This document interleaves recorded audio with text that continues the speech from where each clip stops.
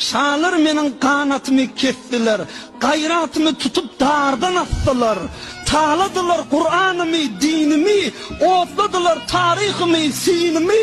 Kırmızı donum para para üzdüler, ak öyümü oda nara düzdüler.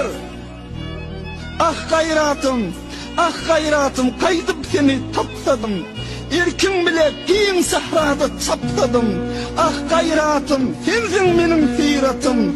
Ah gayratım, savaş günü hayvatım.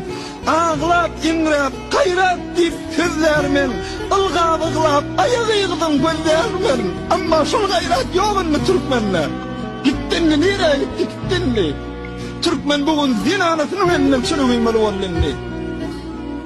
Ey yiğit, ey batır dayo, pehlivan oğlan, ne cüret bilen ayallığını iyi veriyen, ne cüret bilen kıyıtını iyi veriyen, ne cüret bilen ayallığını iyi veriyen şu yurtlara karşın.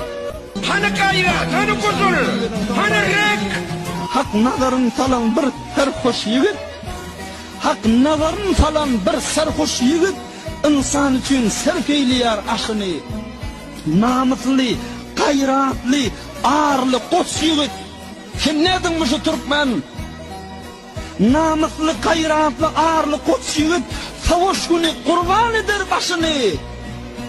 Yiğide avreyi, yakşı zayıftır. Yakşı zayıf, nakis ahara hayıptır. Yakşı zayıf, nakis ahara hayıptır. Yiğide kallaşlık kulli ayıptır. Giday kimin muttani zinanan eline özdeş oturmalı.